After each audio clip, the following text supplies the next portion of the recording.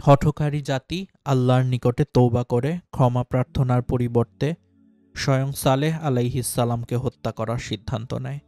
তারা ভাবল, যদি আযাব এসেই যায় তবে তার আগে একেই শেষ করে দিই, কেননা এর নবুওয়াতকে অস্বীকার করার কারণেই গজব আসছে। অতএব এই ব্যক্তি গজবের জন্য মূল দায়ী, আর যদি গজব না আসে তাহলে সে মিথ্যার দণ্ড ভোগ করুক।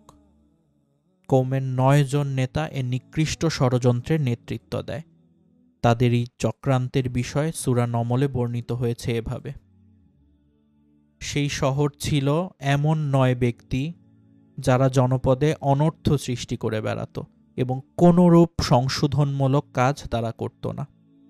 তারা বলল, তোমরা পরস্পর আল্লাহর নামে শপথ করো যে আমরা রাত্রিকালে সালেহ ও তার পরিবারবর্গকে হত্যা করব।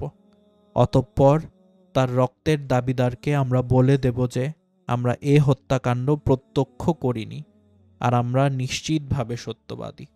হজরত সালেহ আলাইহিসসালামের কাহিনী, only on stories of Islam Bangla. তারা যুক্তি দিল, আমরা আমাদের কথায় অবশ্যই সত্যবাদী প্রমাণিত হব, কারণ রাত্রির অন্ধকারে কে কাকে মেরেছে তা আমরা নির্দিষ্টভাবে জানতে পারব না। নেতৃবৃন্দের এ সর্বসম্মত সিদ্ধান্ত ও চক্রান্ত অনুযায়ী ৯ নেতা তাদের প্রধান কাদার বিন সালেফের নেতৃত্বে রাতের বেলা সালেহ আলাইহিসসালামকে হত্যা করার জন্য তার বাড়ির উদ্দেশ্যে রওয়ানা হলো। কিন্তু আল্লাহ তাআলা পথিমধ্যেই তাদেরকে প্রস্তর বর্ষণে ধ্বংস করে দিলেন। আল্লাহ বলেন, তারা ষড়যন্ত্র করল, আমরাও পাল্টা কৌশল করলাম, অথচ তারা কিছুই জানতে পারল না। তাদের চক্রান্তের পরিণতি দেখো, আমরা অবশ্যই তাদেরকে ও তাদের সম্প্রদায়ের সবাইকে ধ্বংস করে দিয়েছিলাম। উল্লেখ্য যে কোরআনে ওই ৯ ব্যক্তিকে বা ৯টি দল বলা হয়েছে। এতে বোঝা যায় যে ওরা ৯ জন ৯টি দলের নেতা ছিল এবং তারা ছিল হিজর জনপদের প্রধান নেতৃবৃন্দ। উপরোক্ত চক্রান্তের ঘটনায় একটি বিষয় লক্ষণীয় যে জাতির শীর্ষ দুষ্টমতী নেতারা কুফর, শিরক, হত্যা, সন্ত্রাস ও ডাকাতি লুণ্ঠনের মতো জঘন্য অপরাধসমূহ নির্বিবাদে করে গেলেও তারা তাদের জনগণের কাছে মিথ্যাবাদী সাব্যস্ত হতে রাজি ছিল না। আর তাই এক মিথ্যাকে ঢাকার জন্য শত মিথ্যার আশ্রয় নিতেও তারা কখনো কুণ্ঠাবোধ করে না। যাই হোক, নির্ধারিত দিনে গজল নাজিল হওয়ার প্রাক্কালেই আল্লাহর হুকুমে হজরত সালেহ আলাইহিসসালাম স্বীয় ঈমানদার সাথীগণকে নিয়ে এলাকা ত্যাগ করেন। যাওয়ার সময় তিনি স্বীয় কওমকে উদ্দেশ্য করে বলেন, হে আমার জাতি, আমি তোমাদের কাছে স্বীয় পালনকর্তার পয়গাম পৌঁছে দিয়েছি এবং সর্বদা তোমাদের কল্যাণ কামনা করেছি, কিন্তু তোমরা তোমাদের কল্যাণকামীদের ভালোবাসো না। গজবের ধরন। হজরত সালেহ আলাইহিসসালামের ভবিষ্যৎবাণী অনুযায়ী বৃহস্পতিবার ভোরে অবিশ্বাসী কওমের সকলের মুখমণ্ডল গভীর হলুদ বর্ণ ধারণ করল, কিন্তু তারা ঈমান আনল না বা তওবা করল না, বরং উল্টা হজরত সালেহ আলাইহিসসালামের উপর চটে গেল ও তাকে হত্যা করার জন্য খুঁজতে লাগল। দ্বিতীয় দিন সবার মুখমণ্ডল লাল বর্ণ ও তৃতীয় দিন ঘোর কৃষ্ণবর্ণ হয়ে গেল। তখন সবই নিরাশ হয়ে গজবের জন্য অপেক্ষা করতে লাগল। চতুর্থ দিন রবিবার সকালে সবাই মৃত্যুর জন্য প্রস্তুতি নিয়ে সুগন্ধি মেখে অপেক্ষা করতে থাকে। এমতাবস্থায় ভীষণ ভূমিকম্প শুরু হলো এবং উপর থেকে বিকট ও ভয়াবহ এক গর্জন শোনা গেল। ফলে সবাই যার যার স্থানে একযোগে অধোমুখী হয়ে ভূতলশায়ী হলো এবং ধ্বংসপ্রাপ্ত হলো এমনভাবে যেন তারা কোনো দিন সেখানে ছিল না। অন্য আয়াতে এসেছে যে আমরা তাদের প্রতি একটি মাত্র নিনাদ পাঠিয়েছিলাম, তাতেই তারা শুষ্ক খড়কুটোর মতো হয়ে গেল। কোনো কোনো হাদিসে এসেছে রাসূলুল্লাহ সাল্লাল্লাহু আলাইহি ওয়াসাল্লাম বলেন, সামুদ জাতির উপরে আপতিত গজব থেকে আবু রেগাল নামক জনৈক অবিশ্বাসী নেতা ওই সময় মক্কায় থাকার কারণে বেঁচে গিয়েছিল, কিন্তু হারাম শরীফ থেকে বেরোবার সাথে সাথে সেও গজবে পতিত হয়। রাসূলুল্লাহ সাল্লাল্লাহু আলাইহি ওয়াসাল্লাম সাহাবায়ে কেরামকে মক্কার বাইরে আবু রেগালের উক্ত কবরের চিহ্ন দেখান এবং বলেন যে তার সাথে একটা স্বর্ণের ছড়িও দাফন হয়ে গিয়েছিল। তখন কবর খনন করে তারা ছড়িটি উদ্ধার করেন। উক্ত রেওয়ায়েতে একথাও বলা হয়েছে যে তায়েফের প্রসিদ্ধ সাকিফ গোত্র উক্ত আবু রেগালের বংশধর, তবে হাদিসটি জয়ীফ। অন্য হাদিসে এসেছে রাসূলুল্লাহ সাল্লাল্লাহু আলাইহি ওয়াসাল্লাম বলেন যে সাকিফ গোত্রে একজন মিথ্যাবাদী ভণ্ড নবী ও একজন রক্তপিপাসুর জন্ম হবে। রাসূলের এ ভবিষ্যৎবাণী বাস্তবায়িত হয় এবং এই বংশে মিথ্যা নবী মুখতার সাকাফি এবং রক্তপিপাসু কসাই ইরাকের উমাইয়া গভর্নর হাজ্জাজ বিন ইউসুফের জন্ম হয়। কৌমে সামুদের অভিশপ্ত বংশের রক্তধারার কুপ্রভাব হওয়াটাই এতে বিচিত্র নয়। অন্য এক হাদিসে বর্ণিত হয়েছে যে নবম হিজরিতে তাবুক যুদ্ধের সময় রাসূলুল্লাহ সাল্লাল্লাহু আলাইহি ওয়াসাল্লাম সিরিয়া ও হেজাজের মধ্যবর্তী হিজর নামক সে স্থানটি অতিক্রম করেন যেখানে সামুদ জাতির উপর গজব নাজিল হয়েছিল। তিনি সাহাবায়ে কেরামকে নির্দেশ দেন কেউ যেন ওই গজব বিধ্বস্ত এলাকায় প্রবেশ না করে এবং ওখানকার কুয়ার পানি ব্যবহার না করে। এসব আযাব বিধ্বস্ত এলাকাগুলিকে আল্লাহ তাআলা ভবিষ্যৎ মানবজাতির জন্য শিক্ষাস্থল হিসাবে সংরক্ষিত করেছেন, যাতে তারা উপদেশ হাসিল করতে পারে এবং নিজেদেরকে আল্লাহর অবাধ্যতা হতে বিরত রাখতে পারে। আরবরা তাদের ব্যবসায়িক সফরে নিয়মিত সিরিয়া যাতায়াতের পথে এইসব ধ্বংসস্তূপগুলি প্রত্যক্ষ করত, অথচ তাদের অধিকাংশ তা থেকে শিক্ষা গ্রহণ করেনি এবং শেষ নবীর উপরে বিশ্বাস স্থাপন করেনি, যদিও পরবর্তীতে সব এলাকাই মুসলিম এলাকায় পরিণত হয়ে গেছে। আল্লাহ বলেন, আমরা অনেক জনপদ ধ্বংস করেছি যেসবের অধিবাসীরা তাদের বিলাসী জীবনযাপনে মত্ত ছিল। তাদের এসব আবাসস্থলে তাদের পরে মানুষ খুব সামান্যই বসবাস করেছে। অবশেষে আমরাই এসবের মালিক রয়েছি। আপনার পালনকর্তা জনপদসমূহকে ধ্বংস করেন না, যে পর্যন্ত না তার কেন্দ্রস্থলে রাসূল প্রেরণ করেন, যিনি তাদের কাছে আমাদের আয়াতসমূহ পাঠ করেন, আর আমরা জনপদসমূহকে তখনই ধ্বংস করি যখন তার বাসিন্দারা জুলুম করে। উল্লেখ্য যে উপরে বর্ণিত কাহিনীর প্রধান বিষয়গুলি পবিত্র কোরআনের 22টি সূরায় 87টি আয়াতে এবং কিছু অংশ হাদিসে বর্ণিত হয়েছে। কিছু অংশ এমনও রয়েছে যা তাফসীরবিদগণ বিভিন্ন ইসরায়েলি বর্ণনা থেকে সংগ্রহ করেছেন, যা সত্য ও মিথ্যা দুই হতে পারে, কিন্তু সেগুলি কোনো গুরুত্বপূর্ণ বিষয় নয় এবং সেগুলির উপরে ঘটনার প্রমাণ নির্ভরশীল নয়। কওমে সামুদের ধ্বংস কাহিনীতে শিক্ষণীয় বিষয়সমূহ: ১. সমাজের মুষ্টিমেয় নেতৃস্থানীয় ব্যক্তিবর্গ ও শক্তিশালী শ্রেণী সবার আগে শয়তানের পাতানো ফাঁদে পা দেয় ও সমাজকে জাহান্নামের পথে আহ্বান করে এবং তাদেরকে ধ্বংসের পথে পরিচালনা করে, যেমন কওমে সামুদ এর প্রধান ৯ কুচক্রী নেতা করেছিল। ২.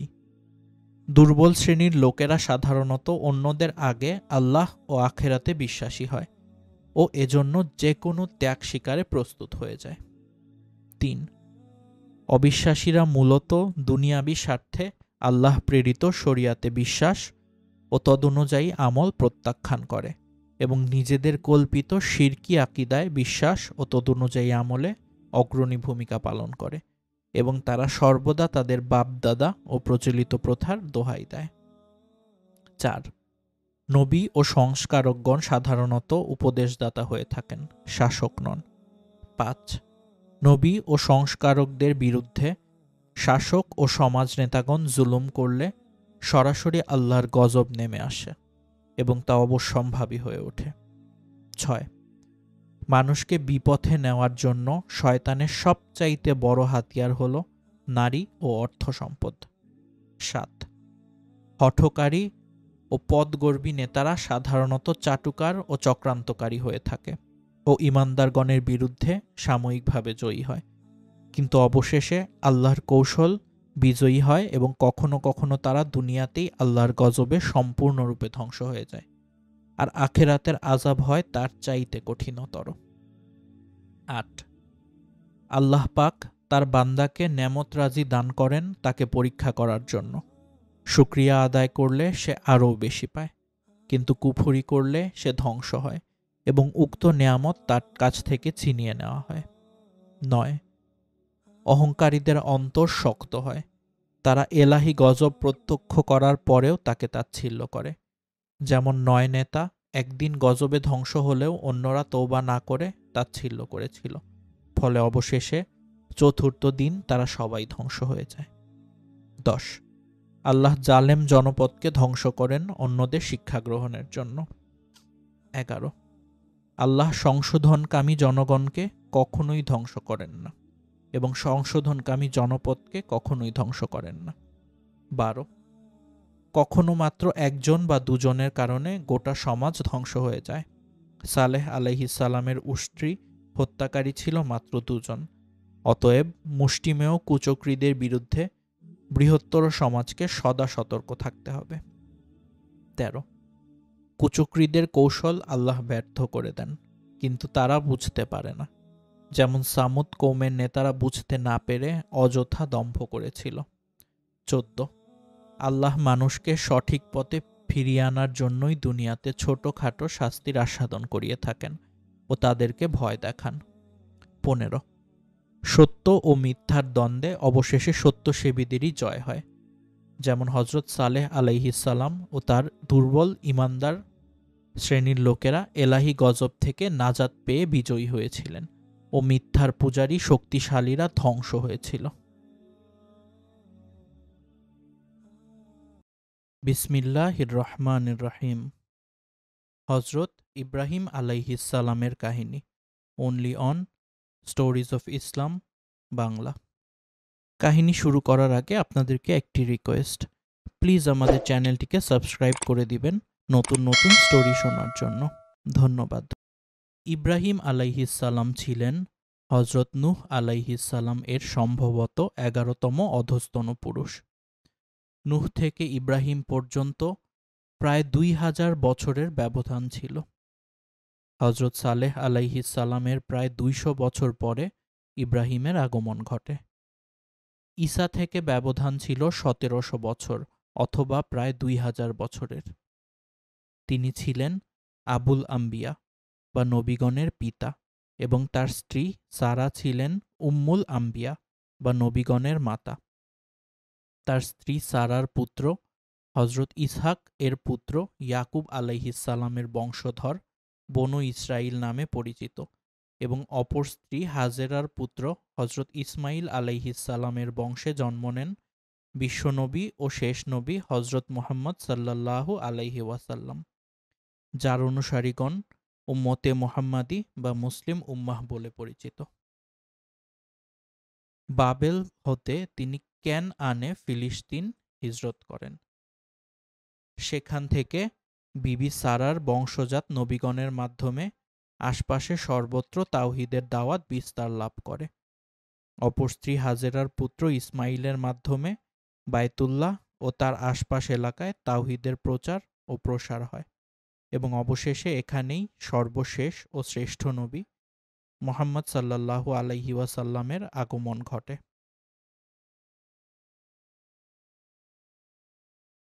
এভাবে ইব্রাহিমের 2 স্ত্রীর বংশজাত নবীগণ বিশ্বকে তাওহীদের আলোয় আলোকিত করেন। শেষ নবী মুহাম্মদ সাল্লাল্লাহু আলাইহি ওয়াসাল্লামের দেহ সৌষ্ঠব ও চেহারা মোবারক পিতা ইব্রাহিম আলাইহিস সালামের ন্যায় ছিল, যা তিনি মেরাজ থেকে ফিরে এসে উম্মতকে খবর দেন। আবুল আম্বিয়া ও সাইয়্যিদুল আম্বিয়া। ইব্রাহিম আলাইহিস সালাম ছিলেন ইহুদি, খ্রিস্টান, মুসলমান সকল ধর্মীয় সম্প্রদায়ের পিতা, কেননা আদম আলাইহিস সালাম হতে ইব্রাহিম আলাইহিসসালাম পর্যন্ত ১০-১২ জন নবী বাদে শেষ নবী হজরত মুহাম্মদ সাল্লাল্লাহু আলাইহি ওয়াসাল্লাম পর্যন্ত ১,২৪,০০০ পয়গম্বরের প্রায় সকলেই ছিলেন ইব্রাহিম আলাইহিসসালামের বংশধর। পবিত্র কোরআনে বর্ণিত হয়েছে, নিশ্চয়ই আল্লাহ আদম, নূহ, আলে ইব্রাহিম ও আলে ইমরানকে বিশ্ববাসীর উপরে নির্বাচিত করেছেন। এই নির্বাচন ছিল বিশ্ব সমাজে আল্লাহর তাওহীদের প্রচার ও প্রতিষ্ঠার জন্য এবং আল্লাহর দ্বীনকে বিজয়ী করার জন্য। ইব্রাহিম ছিলেন নবীগণের পিতা এবং পুত্র মুহাম্মদ ছিলেন নবীগণের নেতা। এ বিষয়টি সর্বদা মুমিনের মানসপটে জাগরুক রাখার জন্য দৈনিক সালাতে শেষ বৈঠকে পঠিত দরুদের মধ্যে ইব্রাহিম ও মুহাম্মদের উপরে এবং উভয়ের পরিবারবর্গের উপরে আল্লাহর অনুগ্রহ বর্ষণের জন্য দোয়া করার বিধান রাখা হয়েছে। ইব্রাহিমের বংশে বরকত হল নবুয়ত ও ঐশী কিতাবের বরকত এবং মুহাম্মদের ও তার বংশে বরকত হল বিজ্ঞানময় কোরআন ও হাদিস এবং তার ভিত্তিতে প্রতিষ্ঠিত সমাজ ব্যবস্থার বরকত। ইব্রাহিম ও তার বংশধর সম্পর্কে আল্লাহ বলেন, আমরা তাকে দান করলাম ইসহাক ও ইয়াকুবকে এবং তার বংশধরগণের মধ্যে প্রদান করলাম নবুয়ত ও কিতাব। তাকে আমরা দুনিয়াতে পুরস্কৃত করলাম, নিশ্চয়ই পরকালে সে সৎ লোকদের অন্তর্ভুক্ত হবে। অতঃপর শেষ নবী মুহাম্মদ সাল্লাল্লাহু আলাইহি ওয়াসাল্লাম সম্পর্কে আল্লাহ বলেন, যারা আল্লাহ ও শেষ দিবসের আশা রাখে এবং আল্লাহকে অধিক হারে স্মরণ করে তাদের জন্য আল্লাহর রাসূলের মধ্যে উত্তম নমুনা রয়েছে। অতঃপর তার পরিবার সম্পর্কে বলা হয়েছে, হে নবী পরিবারের সদস্যগণ, আল্লাহ কেবল চান তোমাদের থেকে অপবিত্রতা দূর করতে এবং তোমাদেরকে পূর্ণরূপে পূত পবিত্র রাখতে। শেষ জমানায় ইমাম মাহদী আসবেন হযরত ফাতেমা রাদিয়াল্লাহু এর বংশধরদের মধ্য হতে। এই বিষয়ে বহু সহিহ হাদিস বর্ণিত হয়েছে। এইভাবে ইব্রাহিম ও মুহাম্মদের নাম পৃথিবীর শেষ দিন পর্যন্ত দিকে দিকে শ্রদ্ধার সঙ্গে উচ্চারিত হতে থাকবে। নবী ইব্রাহিম, আদম, ইয়াহিয়া, ঈসা প্রমুখ ২-৩ জনের ব্যতিক্রম বাদে নূহ আলাইহিসসালাম সহ অন্যান্য সকল নবীর ন্যায় ইব্রাহিমকেও আমরা ধরে নিতে পারি যে তিনি ৪০ বছর বয়সে নবুয়ত লাভ করেন। উম্মতে মুসলিমার পিতা হযরত ইব্রাহিম আলাইহিসসালাম পবিত্র ইরাকের বসরার নিকটবর্তী বাবেল শহরে জন্মগ্রহণ করেন। এই শহরটি পরবর্তীতে সুলাইমান আলাইহিসসালামের সময়ে জাদুর জন্য বিখ্যাত হয়। এখানে তখন কালেডীয় জাতি বসবাস করত। তাদের একচ্ছত্র সম্রাট ছিলেন নমরুদ, যিনি তৎকালীন পৃথিবীতে অত্যন্ত উদ্ধত ও অহংকারী সম্রাট ছিলেন। তিনি প্রায় ৪০০ বছর রাজত্ব করেন এবং শেষ পর্যন্ত নিজে উপাস্য হবার দাবি করেন। আল্লাহ তারই মন্ত্রী ও প্রধান পুরোহিত আজরের ঘরে বিশ্বনেতা ও বিশ্ব সংস্কারক নবী ইব্রাহিমকে মুখ্যত কালেডীয়দের প্রতি প্রেরণ করেন।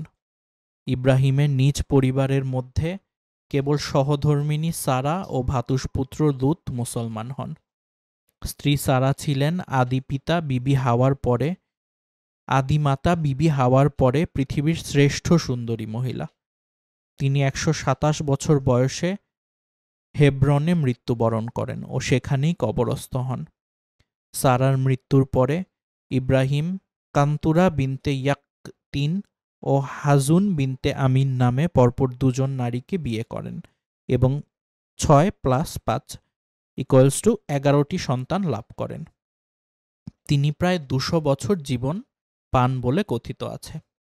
উল্লেখ্য যে হযরত ইব্রাহিম আলাইহিসসালাম সম্পর্কে পবিত্র কোরআনে ২৫টি সূরায় ২০৪টি আয়াতে বর্ণিত হয়েছে। নিম্নে আমরা আয়াতসমূহ থেকে নিয়ে সাধ্যমতো সাজিয়ে কাহিনী আকারে পেশ করার চেষ্টা পাব ইনশাআল্লাহ। সামাজিক অবস্থা। ইব্রাহিমের আবির্ভাবকালীন সময়ে কালেডীয় সমাজ শিক্ষা ও সভ্যতায় শীর্ষস্থানীয় ছিল। এমনকি তারা সৌরজগৎ নিয়েও গবেষণা করত। কিন্তু অছিলা পূজার রোগে আক্রান্ত হয়ে তারা আল্লাহকে পাবার জন্য বিভিন্ন মূর্তি ও তারকাসমূহের পূজা করত। হজরত ইব্রাহিম উভয় ভ্রান্ত বিশ্বাসের বিরুদ্ধে তাওহীদের দাওয়াত নিয়ে প্রেরিত হন। ইব্রাহিম আলাইহিসসালামের দাওয়াত মূর্তি পূজারী কৌমের প্রতি। সকল নবীর ন্যায় ইব্রাহিম আলাইহিসসালাম স্বীয় কৌমকে প্রথমে তাওহীদের দাওয়াত দেন। যেমন আল্লাহ বলেন, স্মরণ করো ইব্রাহিমকে, যিনি তার সম্প্রদায়কে বললেন, তোমরা আল্লাহর ইবাদত করো এবং তাকে ভয় করো, এটাই তোমাদের জন্য উত্তম যদি তোমরা বুঝো। তোমরা তো আল্লাহর পরিবর্তে কেবল প্রতিমারই পূজা করছ এবং মিথ্যা উদ্ভাবন করছ। তোমরা আল্লাহর পরিবর্তে যাদের ইবাদত করছ তারা তোমাদের রিজিকের মালিক নয়। কাজেই আল্লাহর নিকটে রিজিক তালাশ করো, তার ইবাদত করো এবং তার প্রতি কৃতজ্ঞতা প্রকাশ করো। তারই নিকটে তোমরা প্রত্যাবর্তিত হবে। ইব্রাহিম আলাইহিসসালাম উক্ত দাওয়াতের মধ্যে কেবল আল্লাহর স্বীকৃতি কামনা করেননি, বরং স্বীকৃতির ফলাফল আশা করেছিলেন। অর্থাৎ তারা যেন আল্লাহর আদেশ নিষেধকে মান্য করে এবং কোনো অবস্থায় তা লঙ্ঘন না করে, কেননা স্বীকৃতির বিপরীত কাজ করা তা লঙ্ঘন করার শামিল। পিতার প্রতি। তুমি এই কিতাবে ইব্রাহিমের কথা বর্ণনা করো, নিশ্চয়ই তিনি ছিলেন সত্যবাদী ও নবী। যখন তিনি তার পিতাকে বললেন, হে আমার পিতা, তুমি তার পূজা কেন করো যে শোনে না, দেখে না এবং তোমার কোনো উপকারে আসে না? হে আমার পিতা, আমার কাছে এমন জ্ঞান এসেছে যা তোমার কাছে আসেনি। অতএব তুমি আমার অনুসরণ করো, আমি তোমাকে সরল পথ দেখাবো। হে আমার পিতা, শয়তানের পূজা করো না, নিশ্চয়ই শয়তান দয়াময়ের অবাধ্য। হে আমার পিতা, আমি আশঙ্কা করছি যে দয়াময়ের একটি আযাব তোমাকে স্পর্শ করবে, অতঃপর তুমি শয়তানের বন্ধু হয়ে যাবে। সূরা মারিয়াম আয়াত 41-45। অন্যত্র আল্লাহ বলেন, স্মরণ করো যখন ইব্রাহিম তার পিতা আজরকে বললেন, তুমি কি প্রতিমাসমূহকে উপাস্য মনে করো? আমি দেখতে পাচ্ছি যে তুমিও তোমার সম্প্রদায় স্পষ্ট বিভ্রান্তির মধ্যে রয়েছ। সূরা আনআম আয়াত ৭৪। কিন্তু ইব্রাহিমের এই প্রাণভরা আবেদন পিতা আজরের হৃদয় স্পর্শ করল না। রাষ্ট্রের প্রধান পুরোহিত এবং সম্রাটের মন্ত্রী ও প্রিয়পাত্র হওয়ায় সম্ভবত বিষয়টি তার প্রেস্টিজ ইস্যু হয়।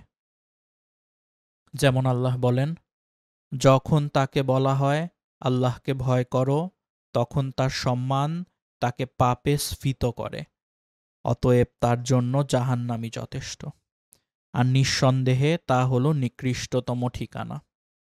সূরা বাকারা আয়াত ২০৬। বস্তুত অহংকারীদের চরিত্র সর্বত্র ও সর্বযুগে প্রায় একই হয়ে থাকে। পিতার জবাব। পুত্রের আকুতিপূর্ণ দাওয়াতের উত্তরে পিতা বলল, হে ইব্রাহিম, তুমি কি আমার উপাস্যদের থেকে মুখ ফিরিয়ে নিচ্ছ? যদি তুমি বিরত না হও তবে আমি অবশ্যই পাথর মেরে তোমার মাথা চূর্ণ করে দেব। তুমি আমার সম্মুখ হতে চিরতরের জন্য দূর হয়ে যাও। ইব্রাহিমের জবাব। পিতার এই কঠোর হুমকি শুনে পুত্র ইব্রাহিম বললেন, তোমার উপরে শান্তি বর্ষিত হোক। আমি আমার পালনকর্তার নিকটে তোমার জন্য ক্ষমা প্রার্থনা করব। নিশ্চয়ই তিনি আমার প্রতি মেহেরবান। আমি পরিত্যাগ করছি তোমাদেরকে এবং আল্লাহ ব্যতীত যাদের তোমরা পূজা করো তাদেরকে। আমি আমার পালনকর্তাকে আহ্বান করব।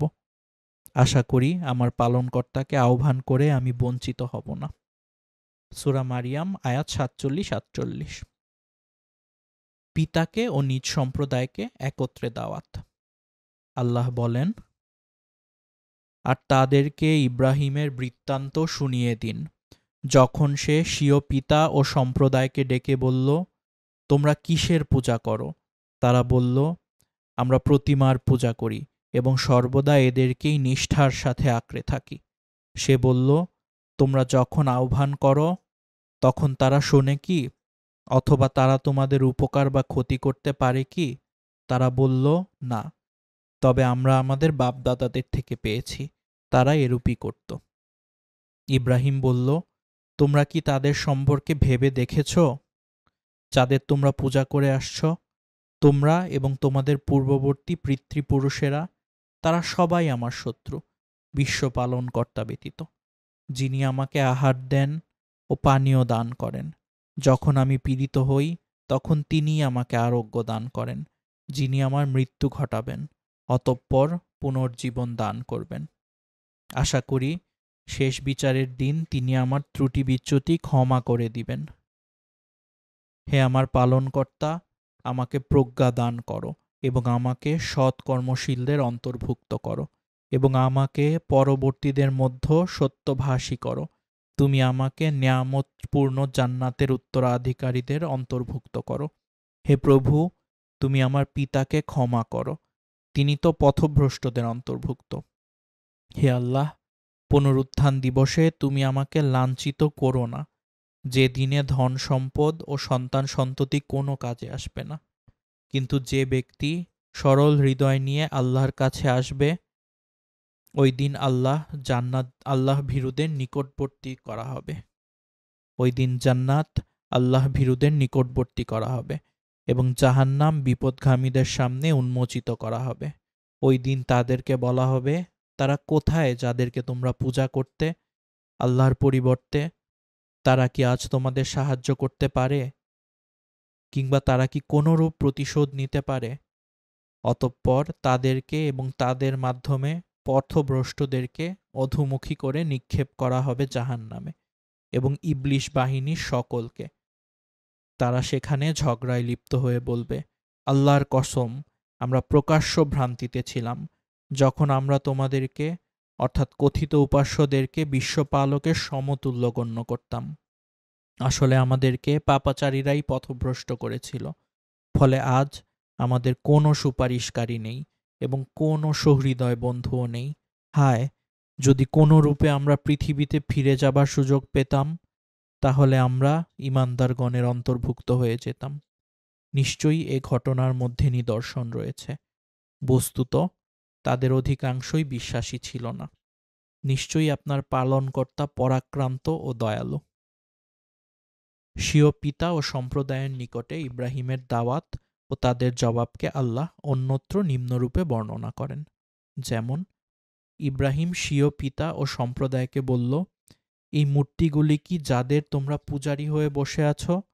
তারা বলল, আমরা আমাদের বাপ দাদাদের এরূপ পূজা করতে দেখেছি। সে বলল, তোমরা প্রকাশ্য গুমরাহিতে লিপ্ত আছো এবং তোমাদের বাপ দাদারাও। তারা বলল, তুমি কি আমাদের কাছে সত্য সহ এসেছ, না কেবল কৌতুক করছ? সে বলল, না, তিনিই তোমাদের পালনকর্তা, যিনি নভমণ্ডল ও ভূমণ্ডলের পালনকর্তা, যিনি এগুলো সৃষ্টি করেছেন, এবং আমি এ বিষয়ে তোমাদের উপর অন্যতম সাক্ষ্যদাতা। আল্লাহর কসম, যখন তোমরা ফিরে যাবে, তখন আমি তোমাদের মূর্তিগুলোর ব্যাপারে একটা কিছু করে ফেলব। দাওয়াতের সার কথা ও ফলশ্রুতি। মূর্তি পূজারী পিতা ও সম্প্রদায়ের নেতাদের নিকটে ইব্রাহিমের দাওয়াত ও তাদের প্রদত্ত জবাবের সার কথাগুলি নিম্নরূপ। ইব্রাহিম তাদেরকে এক আল্লাহর ইবাদতের দিকে দাওয়াত দেন। তিনি মূর্তি পূজার অসারতার বিষয়টি তাদের সামনে বলে দেন, কেননা এটি ছিল সকলের সহজবোধ্য। কিন্তু তারা মূর্তি পূজার অছিলা ছাড়তে রাজি হয়নি, কারণ শিরকি প্রথার মধ্যে নেতাদের লাভ ছিল মাল সম্পদ ও দুনিয়াবি সম্মানের নগদ প্রাপ্তি। পক্ষান্তরে আল্লাহর ইবাদতের মধ্যে এসবের প্রাপ্তি যোগ নেই। শিরকি পূজা পার্বণের মধ্যে গরিবদের লাভ ছিল এই যে, এর ফলে তারা নেতাদের কাছ থেকে দুনিয়াবি সহযোগিতা পেত। এছাড়াও বিভিন্ন কাল্পনিক ও ভ্রান্ত বিশ্বাস তাদেরকে মূর্তি পূজায় প্ররোচিত করত। পক্ষান্তরে একনিষ্ঠ তাওহীদ বিশ্বাস তাদেরকে এসব থেকে বিরত থাকতে উদ্বুদ্ধ করে, যেখানে এক আল্লাহর গোলামির অধীনে বড় ছোট সবার জন্য সামাজিক সমান অধিকার নিশ্চিত হয়ে যায়। মূর্তি পূজার কোনো সঙ্গত জবাব ছিল না। তারা কেবল একটা কথাই বলেছিল যে, এটা আমাদের বাপদাদাদের আমল থেকে চলে আসা প্রথা। ইব্রাহিমের এত কিছু বক্তব্যের পরেও এই অন্ধ পূজারীরা বলল, আসলেই তুমি কোনো সত্য এনেছ, না আমাদের সাথে কৌতুক করছ। কারণ অদৃশ্য ওহীর বিষয়টি তাদের বাস্তব জ্ঞানে আসেনি, কিন্তু মূর্তিকে তারা সামনে দেখতে পায়। সেখানে সেবা ও পূজা করে তারা তৃপ্তি পায়। পিতা তাকে মাথা ফাটিয়ে দেওয়ার হুমকি দিল এবং বাড়ি থেকে তাড়িয়ে দিল, কিন্তু তিনি পিতার জন্য আল্লাহর নিকটে ক্ষমা প্রার্থনার ওয়াদা করলেন। এর মধ্যে পিতার প্রতি সন্তানের কর্তব্যবোধ ফুটে উঠেছে, যদিও তিনি মুশরিক হন। পরে পিতার কুফরি পরিষ্কার হয়ে গেলে তিনি বিরত হন। পিতা বহিষ্কার করলেও সম্প্রদায় তখনও বহিষ্কার করেনি, তাই তিনি পুনরায় দাওয়াতে মনোনিবেশ করলেন, যদিও তার ফলশ্রুতি ছিল পূর্বের ন্যায়শূন্য। তারকা পূজারীদের সাথে বিতর্ক। মূর্তি পূজারীদের সাথে বিতর্কের পরে তিনি তারকা পূজারী নেতাদের প্রতি তাওহীদের দাওয়াত দেন, কিন্তু তারাও মূর্তি পূজারীদের ন্যায় নিজ নিজ বিশ্বাসে অটল রইল। অবশেষে তার সাথে তাদের নেতাদের তর্কযুদ্ধ আবশ্যিক হয়ে পড়ে। কেউ কেউ বলেছেন ইব্রাহিমের কওমের লোকেরা একই সাথে মূর্তি ও তারকার পূজা করত। সেটাও অসম্ভব কিছু নয়। পবিত্র কোরআনে এই তর্কযুদ্ধ একটি অভিনব ও নাটকীয় ভঙ্গিতে প্রকাশ করা হয়েছে, যাতে সহজে আরবীয় পাঠক হৃদয় রেখাপাত করে। কেননা হযরত ইব্রাহিম আলাইহিসসালাম ছিলেন সমগ্র আরবের লোকদের পিতামহ। তার প্রতি গোটা আরব জাতি সম্মান প্রদর্শন করত, অথচ তাদের পিতামহ যার বিরুদ্ধে জীবনভর লড়াই করলেন, জাহিল আরবরা সেই সব শিরকে নিমজ্জিত হয়ে পড়েছিল। যে কাবা গৃহকে ইব্রাহিম আলাইহিসসালাম নির্মাণ করেন এক আল্লাহর ইবাদতের জন্য, তারা সেখানেই মূর্তি পূজা শুরু করে দিয়েছিল, অথচ মুখে আল্লাহকে স্বীকার করত এবং ইব্রাহিম ও ইসমাইল আলাইহিসসালামের প্রতি গভীর শ্রদ্ধা পোষণ করত। আজকের মুসলমানদের জন্য এর মধ্যে শিক্ষণীয় বিষয় রয়েছে, কেননা তারাও মুখে আল্লাহকে স্বীকার করে এবং শেষ নবীর প্রতি গভীর শ্রদ্ধা পোষণ করে, অথচ নিজেরা কবর পূজা ও জ্ঞান ও স্থান পূজার শিরকে লিপ্ত রয়েছে। আল্লাহর বিধানের অবাধ্যতা ও তার পরিবর্তে নিজেদের মন গড়া বিধানসমূহের আনুগত্য তো রয়েছেই। এক্ষণে আমরা কোরআনে বর্ণিত ইব্রাহিমের অপর বিতর্ক যুদ্ধটির বিবরণ পেশ করব। আল্লাহ বলেন, আমি এরূপভাবেই ইব্রাহিমকে নভমণ্ডল ও ভূমণ্ডলের অত্যাশ্চর্য বস্তুসমূহ দেখাতে লাগলাম, যাতে সে দৃঢ় বিশ্বাসীদের অন্তর্ভুক্ত হয়ে যায়। অনন্তর যখন রাত্রির অন্ধকার তার উপরে সমাচ্ছন্ন হল, তখন সে তারকা দেখে বলল যে, এটি আমার পালনকর্তা। অতঃপর যখন তা অস্তমিত হল, তখন বলল, আমি অস্তগামীদের ভালোবাসি না। অতঃপর যখন চন্দ্রকে ঝলমল করতে দেখল, তখন সে বলল, এটি আমার পালনকর্তা। কিন্তু পরে যখন তা অস্তমিত হল, তখন বলল, যদি আমার প্রতিপালক আমাকে পথ প্রদর্শন না করেন, তাহলে আমি অবশ্যই পথভ্রষ্ট সম্প্রদায়ের অন্তর্ভুক্ত হয়ে যাব। অতঃপর যখন উদীয়মান সূর্যকে ডগমগে দেখতে পেল, তখন বলল, এটিই আমার পালনকর্তা এবং এটিই সবচেয়ে বড়। কিন্তু পরে যখন তা ডুবে গেল, তখন বলল, হে আমার সম্প্রদায়, তোমরা যেসব বিষয়কে শরিক করো, আমি ওসব থেকে মুক্ত। আমি আমার চেহারাকে ওই সত্তার দিকে একনিষ্ঠ করছি, যিনি নভমণ্ডল ও ভূমণ্ডল সৃষ্টি করেছেন, এবং আমি অংশীবাদীদের অন্তর্ভুক্ত নই। তখন তার সম্প্রদায় তার সাথে বিতর্ক করল। সে বলল, তোমরা কি আমার সাথে আল্লাহ সম্পর্কে বিতর্ক করছো, অথচ তিনি আমাকে সরল পথ দেখিয়েছেন, আর আমি ভয় করি না তাদের, যাদেরকে তোমরা তার সাথে শরিক করো। তবে আমার পালনকর্তা যদি কিছু কষ্ট দিতে চান, আমার প্রভুর জ্ঞান সব কিছুতেই পরিব্যাপ্ত। তোমরা কি উপদেশ গ্রহণ করবে না? কিভাবে আমি ওইসব বস্তুকে ভয় করব, যাদেরকে তোমরা তার সাথে শরিক করেছ, অথচ তোমরা এ বিষয়ে ভয় পাও না যে তোমরা আল্লাহর সাথে এমন সব বস্তুকে শরিক করেছ, যাদের সম্পর্কে আল্লাহ তোমাদের প্রতি কোনো প্রমাণ অবতীর্ণ করেননি। এক্ষণে উভয় দলের মধ্যে কে বেশি নিরাপত্তা লাভের অধিকারী, যদি তোমরা জ্ঞানী হয়ে থাকো? যারা ঈমান আনে এবং স্বীয় ঈমানকে শিরকের সাথে মিশ্রিত করে না, তাদের জন্যই রয়েছে নিরাপত্তা, এবং তারাই হলো সুপথপ্রাপ্ত। এখানে বর্ণিত ভঙ্গিতে মনে হয় এবং বর্ণনা ভঙ্গিতে মনে হয় যেন ইব্রাহিম ওই দিনই প্রথম নক্ষত্র, চন্দ্র ও সূর্য দেখলেন এবং এটি আমার পালনকর্তা বলে সাময়িকভাবে মুশরিক হয়েছিলেন। পরে শিরক পরিত্যাগ করে মুসলিম হলেন। অথচ ঘটনা মোটেই তা নয়, কেননা ওই সময় ইব্রাহিম আলাইহিসসালাম অনন্য শতরুদ্ধ বয়সের নবী, আর নবীগণ জন্ম থেকেই নিষ্পাপ ও শিরকমুক্ত থাকেন। আসল কথা হলো এই যে, মূর্তি পূজার অসারতা বোঝানো যতটা সহজ ছিল, তারকা পূজার অসারতা বোঝানো ততটা সহজ ছিল না, কেননা ওটা মানুষের ধরাছোঁয়ার বাইরে। তাই ইব্রাহিম আলাইহিসসালাম এখানে বৈজ্ঞানিক পন্থা বেছে নিয়েছিলেন এবং জনগণের সহজবোধ্য এমন একটি প্রমাণ উপস্থাপন করলেন যাতে তাদের লাজবাব হওয়া ব্যতীত কোনো উপায় ছিল না। তিনি সৌরজগতের গতি প্রকৃতি যে আল্লাহর হুকুমের অধীন সে কথা না বলে তাদের অস্তমিত হওয়ার বিষয়টিকে প্রমাণ হিসাবে পেশ করেন, কারণ এটাই ছিল তাদের জন্য সহজবোধ্য। তিনি বলেন, যা ক্ষয়ে যায়, ডুবে যায়, হারিয়ে যায়, নিজেকে টিকিয়ে রাখতে পারে না, ধরে রাখতে পারে না, বরং দৈনিক ওঠে আর ডুবে, সে কখনো মানুষের প্রতিপালক হতে পারে না। বরং সর্বোচ্চ পালনকর্তা কেবল তিনিই হতে পারেন, যিনি এসব কিছুর সৃষ্টিকর্তা ও বিধানদাতা, আর তিনিই হলেন আল্লাহ। আমি তার দিকেই ফিরে গেলাম এবং বাপদাদার আমল থেকে তোমরা যে শিরক করে আসছ, আমি তা থেকে নিজেকে মুক্ত ঘোষণা করলাম। বলা বাহুল্য, এর অন্তর্নিহিত দাওয়াত ছিল এই যে, হে আমার জাতি, তোমরাও আমার মতো আল্লাহর দিকে ফিরে এসো এবং শিরক হতে মুক্ত হও। কিন্তু ইব্রাহিমের এই তর্কযুদ্ধ নিষ্ফল হল। সম্প্রদায়ের নেতারা নিজ নিজ মতের উপরে দৃঢ় রইল। কেউ তার আহ্বানে সাড়া দিল না।